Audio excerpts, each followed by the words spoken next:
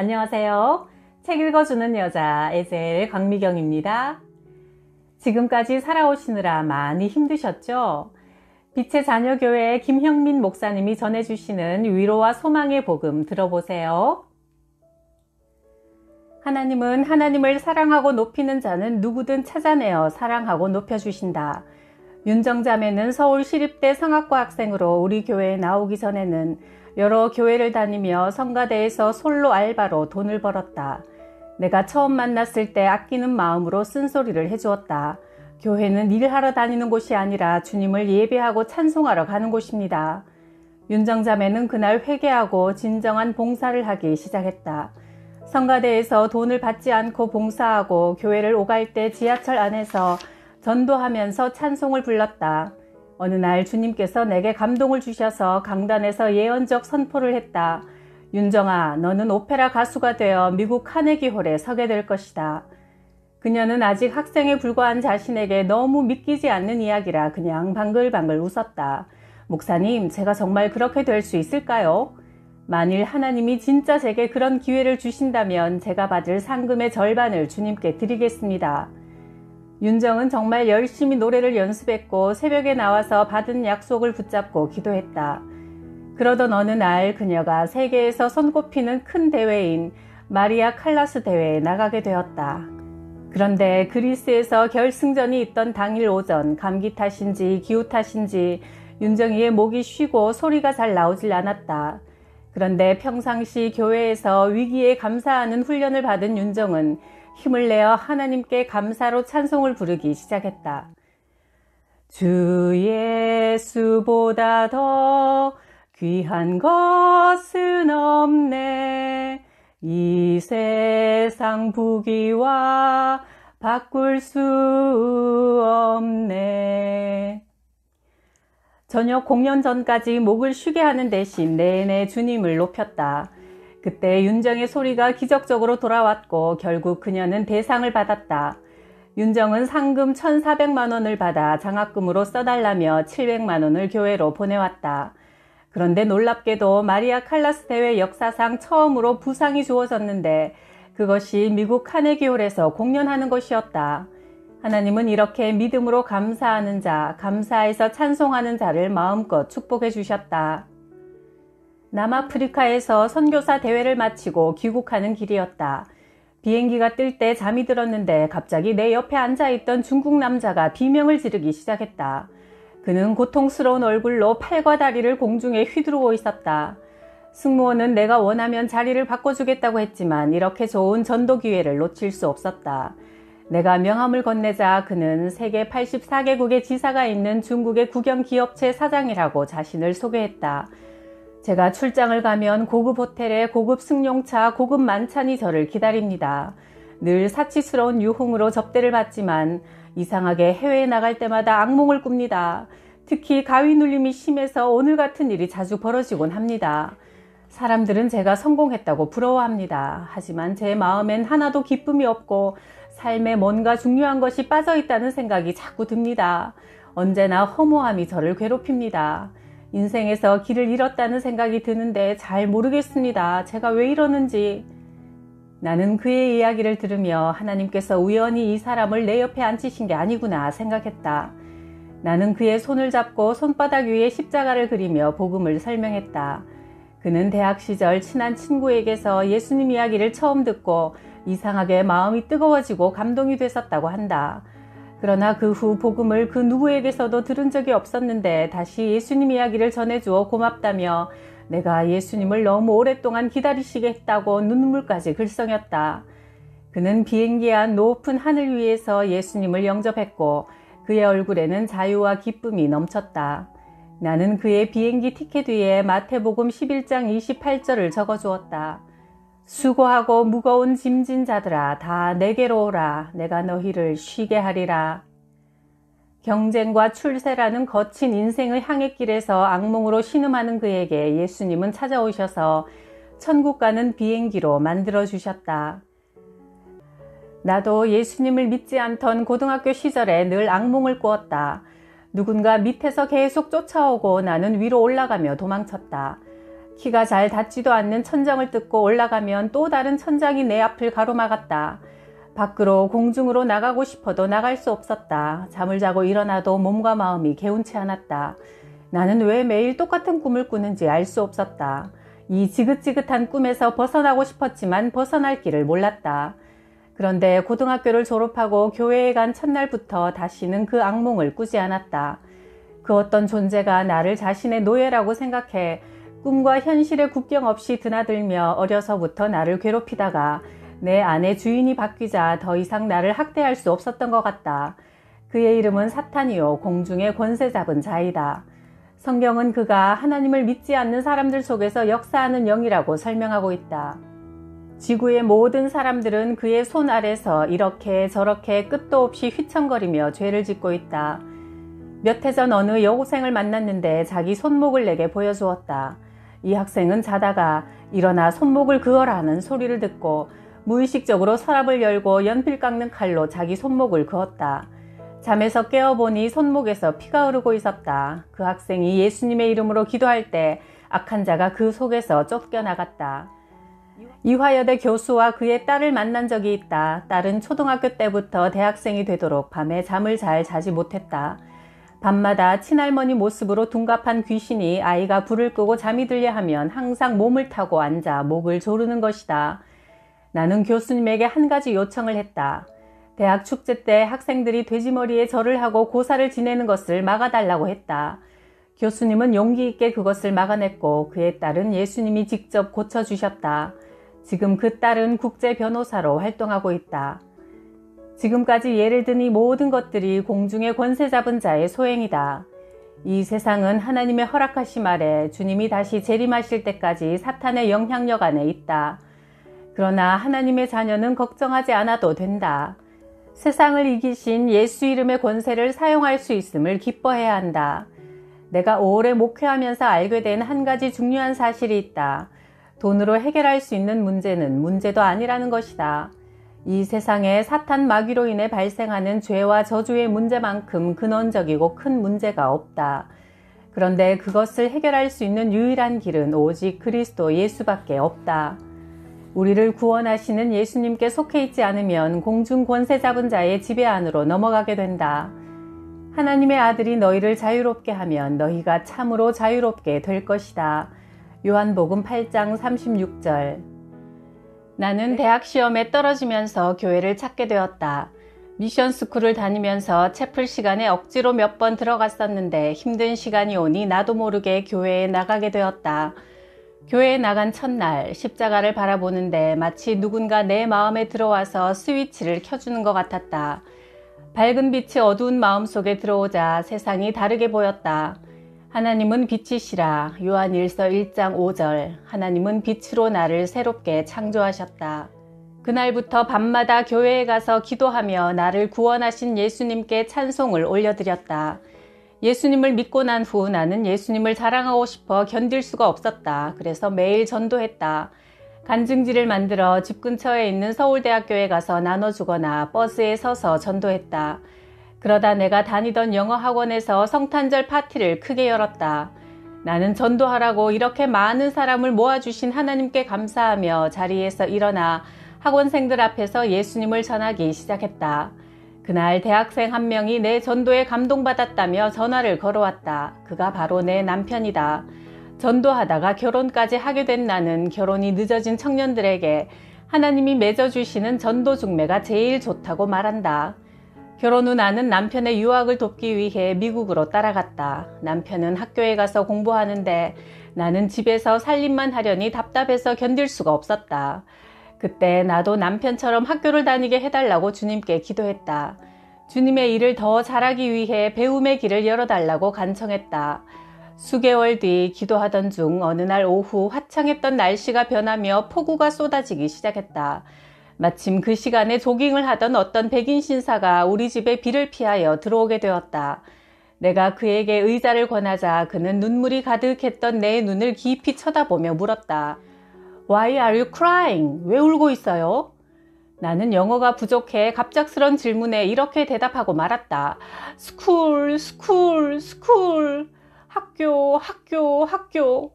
의사 전달은 충분했다. 그는 웃는 얼굴로 See you tomorrow morning. 내일 다시 만납시다 하고 말하고는 집을 나섰다. 다음날 그는 다시 나를 찾아와 내게 크고 흰 봉투를 내밀었다.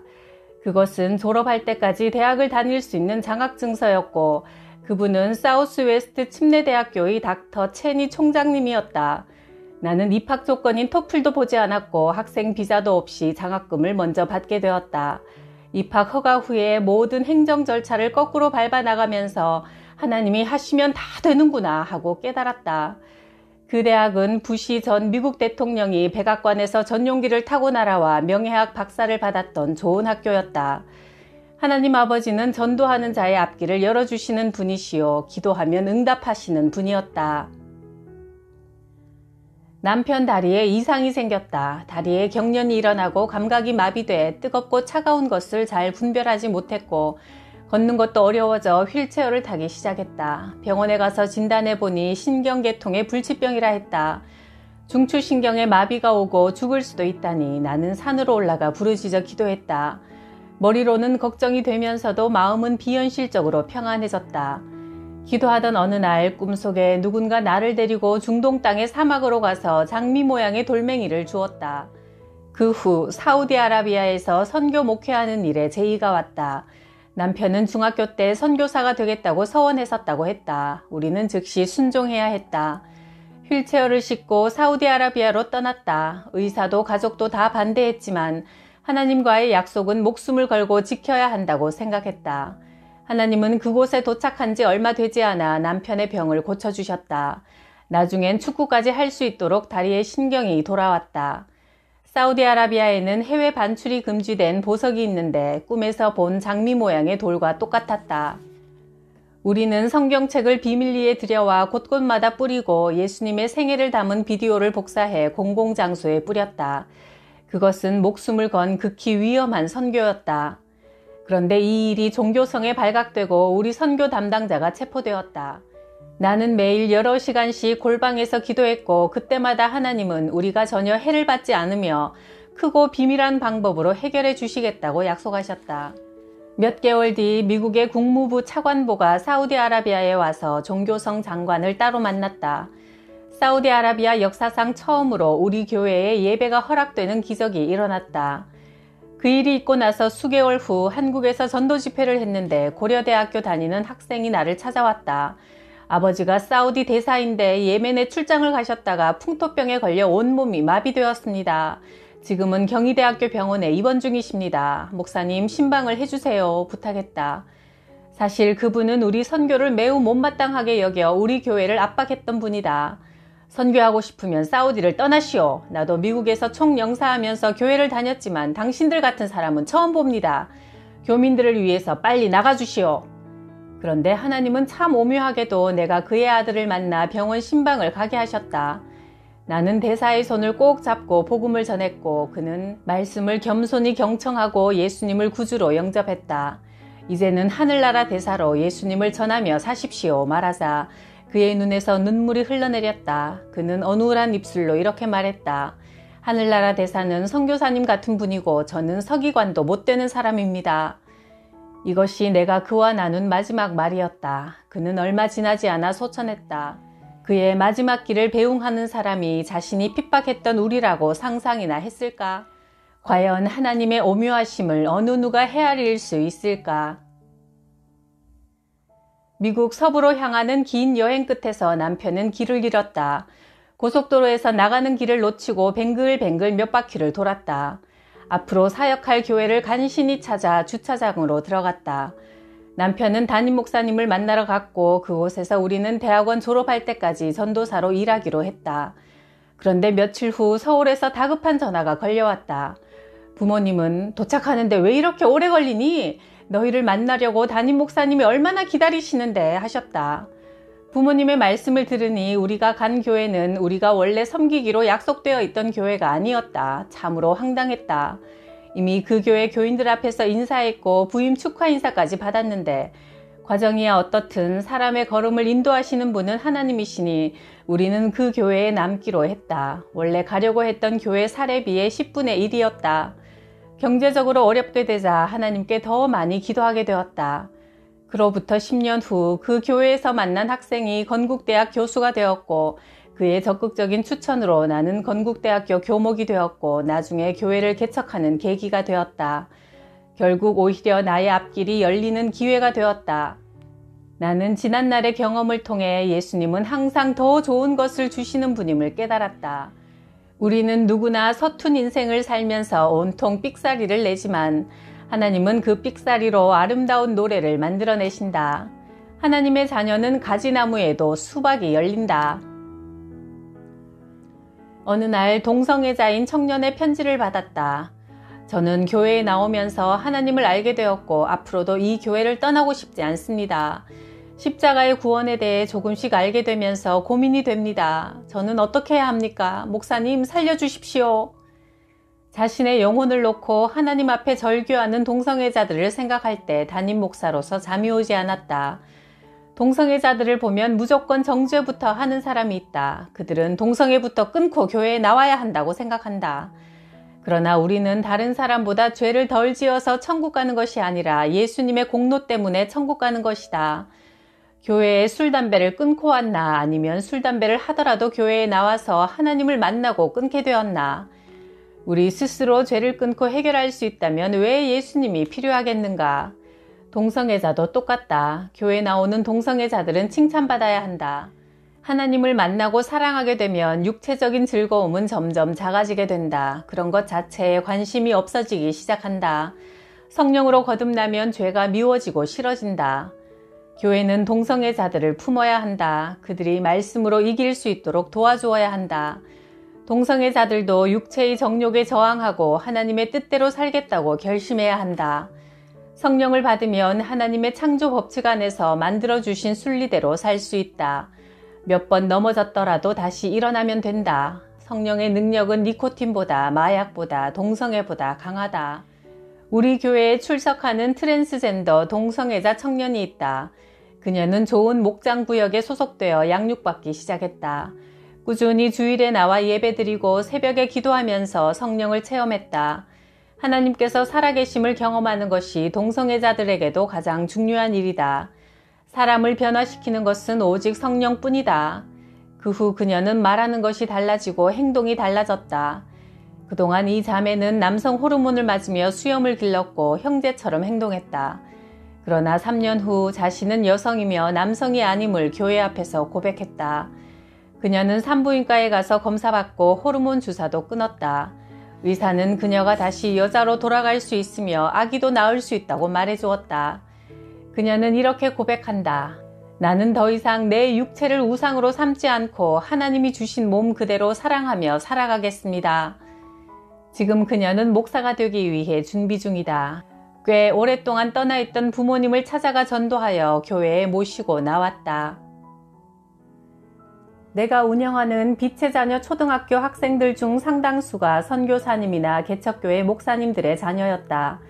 어느 겨울 새벽 기도 시간 초등학교 아이들의 기도가 3시간이 지나갔다. 아이들은 쉬지 않고 자신의 죄를 회개했다. 아이들이 기도하는 중에 학부모님 한 분이 기도하는 곳에 문을 여는 순간 고압선에 감전된 것처럼 그 자리에 쓰러졌다. 이런 온갖 경이로운 기적들이 아이들에게 나타났고 우리는 매일 함께 모여 하나님을 찬송하고 기도했다. 초등학교 1학년 아이가 부모가 이혼을 하여 어머니와 둘이 살고 있었다. 가끔 아이는 집에 혼자 있을 때 손가락을 머리에 갖다 대고 빵야 빵야 하면서 자살놀이를 했다. 나는 이 이야기를 어머니에게서 전해 듣고 아이를 만나서 말했다. 귀신은 하나님이 싫어서 하나님의 자녀들을 괴롭힌단다. 그래서 나 자신 미워하기, 스스로 때리며 학대하기, 내가 싫어서 죽어버리기 등의 방법으로 너를 파괴하려고 해. 앞으로 그런 생각이 들거든 이렇게 말해. 더러운 귀신아, 나는 더 이상 네가 시키는 대로 하지 않겠어. 하나님께서 나를 얼마나 사랑하시는지 나는 십자가를 통해 잘 알고 있다고.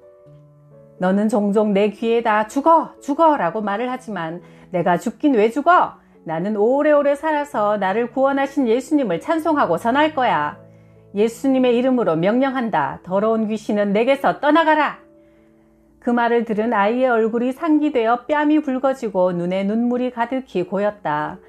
아이의 가슴에 있던 부모에 대한 분노와 자신에 대한 미움이 씻겨나갔다. 이 아이는 부모가 헤어진 것이 늘 자기 때문이라 생각하고 스스로 정죄했다. 마귀는 이런 식으로 사람을 속이다가 죽게 만든다. 그날 이후로 아이는 더 이상 자살놀이를 하지 않았다. 그리고 아이답게 밝은 미소를 되찾았다. 일본에서 연합집회를 마치고 어떤 일본인 가정을 방문했다. 부인은 크리스천이고 남편은 불신자라 아내를 많이 핍박했다.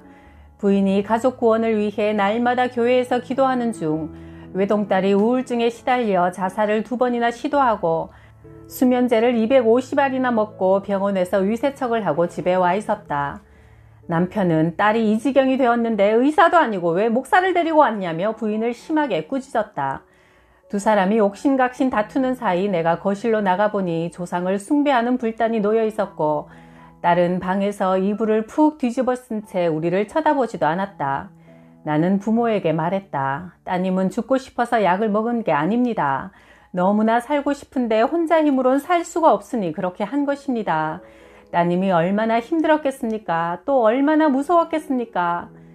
그리고 이불 속으로 살며시 손을 넣어 딸의 손을 만져보니 얼음장같이 차가웠다. 딸의 아픈 마음이 느껴져 눈물이 났다. 마음이 많이 힘들었나 보구나. 그렇게 많은 약을 먹고 배가 얼마나 아팠을까. 위세척도 엄청 고통스럽다는데 네가 아무리 죽으려고 2번씩이나 애를 써도 죽지 않았으니 너는 하나님이 선택한 딸이 틀림없어. 너를 만드신 창조주 하나님이 아직은 아니야 하시니까 네 생명이 다시 돌아오게 된 거야. 인간의 생명은 하나님 것이라 하나님이 끝내시기 전에는 절대 끝나지 않는단다. 나는 오늘 너에게 하나님께서 너를 얼마나 사랑하시는지 말해주러 왔어. 지금 네가 겪고 있는 상처와 고통 뒤에는 죄와 사탄와기의 문제가 있단다. 예수님께서 너를 대신해 십자가에서 돌아가셔서 모든 저주를 다 받으셨어. 지금 네가 죄를 고백하고 예수님을 주인으로 받아들이면 구원받고 마음의 고통에서 자유로워진단다. 십자가 복음을 듣고 딸은 이불에서 나왔고 바른 자세로 무릎을 꿇었다. 그리고 동이 트는 그 새벽 예수님을 구주로 영접했다. 사랑하는 예수님, 겨울이 지나고 다시 봄이 온 것을 감사합니다. 이 가정이 예수님을 믿을 때 주님께서 오늘보다 좋은 내일을 주실 줄 믿습니다. 이 딸은 사는 것이 너무 힘들어서 모든 것을 포기하려고 했습니다. 하나님을 몰라서 주신 귀한 생명을 버리고 죽으려 했습니다. 딸의 죄를 용서해 주세요. 그리고 예수님이 십자가에서 흘리신 보혈로 과거의 모든 나쁜 기억과 상처를 덮어주세요. 오늘부터 하나님이 부르시는 그날까지 예수님을 주님으로 모시고 하나님의 뜻대로 살겠습니다. 같은 시간에 아버지도 눈물을 흘리며 예수님을 영접했다. 엄마, 아빠, 딸 세 사람은 함께 끌어안고 서로 쓰다듬었다. 다음날 그는 조상 대대로 내려오는 불단을 불러 태우고 그중 일부로 나무 십자가를 만들어 내게 선물로 보내왔다. 그에게 인생의 위기가 하나님을 만나 구원을 얻는 기회가 되었다. 참 빛, 곧 세상에 와서 각 사람에게 비추는 빛이 있었으니 영접하는 자, 곧 예수의 이름을 믿는 자들에게는 하나님의 자녀가 되는 권세를 주셨다. 요한복음 1장 9절 12절 말씀. 한 번은 내가 연극 배우들을 전도하러 갔는데 마지막 공연 후 술을 먹으러 간다고 했다. 나도 따라갔다. 소주 한 병이 다 비어갈 때 내가 노래 하나 불러도 되겠냐고 물었다. 그러자 모두 박수를 치며 좋다고 했다. 나는 빈 소주병에 숟가락을 꽂고 마이크 삼아서 찬송을 불렀다. 나 같은 죄인 살리신 주 은혜 놀라와 잃었던 생명 찾았고 광명을 얻었네. 모두 귀를 기울여 찬송을 들었고 그중 몇 사람이 흐느껴 울기 시작했다. 내가 노래 후 예수님의 십자가를 전하자 그들 중 절반 이상이 예수님을 영접했다. 미국에서 강사로 초청받아 집회장에 도착해보니 남침례교단 총회장, 내가 졸업한 골든게이트 신학대학원의 총장 등 여러 강사들이 와 있었다. 집회장 입구에는 강사들의 사진이 붙어 있었는데 내 사진만 빠져 있었다. 강단에 올라서자 백인들은 대부분 팔짱을 끼거나 눈을 감고 있었다. 한국 여자 목사인 나를 무시하는 기색이 역력했다. 나는 우아하게 미소를 지으며 이렇게 말문을 열었다. 미국 남침내 교단은 세계에서 제일 큰 교단으로 빌리 그레이엄 목사님, 찰스 스펄전 목사님, 윌리엄 캐리 선교사님, 지미 카터 대통령, 목적이 이끄는 삶을 지은 릭 워렌 목사님 같은 위대한 인물들을 배출한 명예로운 교단입니다. 그런데 최근 남침내 교단의 선교사님들이 선교지에서 어려움을 많이 겪고 있다고 들었습니다. 저는 그 이유가 두 가지 때문이라고 생각합니다. 첫째는 성령을 무시해서 그렇고 둘째는 여자를 무시해서 그렇습니다. 그랬더니 폭소가 터지고 큰 박수가 터져나왔다. 그날 앉아있던 백인들은 자세를 고쳐 앉고 말씀을 잘 경청해 주었다. 미국에서 대학원에 다니던 시절 쿠키점에서 일했다. 그런데 첫날 눈에 거슬리는 그림 하나를 보았는데 예수님이 한 손엔 쿠키, 또 한 손엔 콜라를 들고 계신 성만찬 그림이었다. 마음이 불편해서 나는 친정어머니가 시집갈 때 주셨던 우아한 공작 그림을 대신 벽에 걸어놓았다. 주인이 뭐라고 하든 예수님을 모욕하는 그런 그림 옆에서 하루도 일하고 싶지 않았다. 그리고 그것을 계기로 그녀를 전도해 볼 참이었다. 다음날 아침 쿠키점 주인은 허락도 없이 이게 무슨 짓이냐며 화를 냈다. 그때 갑자기 주님께서 감동을 주셨다. 너는 이 부인을 친절하게 대해라. 이 여인은 힘들게 살아가고 있으니 사랑해 주어라. 사랑하는 딸아, 나는 네 마음을 잘 알고 있다. 그 사장에게 가장 중요한 것은 사업과 돈이었다. 어느 날 기도할 때 하나님이 지혜를 주셨다. 이 가게는 원래 저녁 8시면 문을 닫는데 10시까지 장사를 해야겠다고 결심했다. 부자들이 사는 백인 동네라 저녁에 산책하는 사람들이 많아서 밤에도 장사가 잘 되었다. 매상이 늘어나자 주인은 하나님 믿는 사람이 들어와 복을 받는 것 같다며 행복해했다. 나는 그녀에게 말했다. 하나님이 사장님을 사랑하고 계신다는 것을 알려드리라고 하셨어요. 요즘 사업도 어렵고 남편과 문제도 있어 많이 어려우신 거 잘 아신대요. 그러자 그녀가 갑자기 이렇게 말했다. 형민 씨, 이번 주부터 나도 꼭 교회 갈 거예요. 당신을 보니 예수님이라는 분에게 호기심이 생겼어요. 나는 너무 기뻐서 사장을 얼싸안고 엉엉 울었다. 부인은 그 주부터 한인교회에 나가기 시작했고 내가 다니는 신학대학원에 일주일에 한 번씩 찾아와서 성경을 배웠다. 나중에 그녀는 여선교회 회장이 되었다. 하나님이 우리를 어디론가 인도하실 때는 내가 사랑할 누군가가 거기에 있다는 것이다. 이런저런 삶의 짐에 눌릴 때 하나님 품으로 달려가라. 그곳이 당신의 피난처다. 아버지께서 당신의 억울한 일, 답답한 일들을 다 해결해 주신다. 내 자식이 저지른 문제를 대신 해결하고 자식을 안심시키는 것이 부모의 본성이듯 하나님은 절대 자녀에게 나쁘게 하지 않으신다. 종종 삑살이 나는 인생이라도 하나님을 바라보며 계속 노래하라. 날마다 우리 짐을 지시는 주, 우리의 구원이신 하나님을 찬송하라. 시편 68편 19절.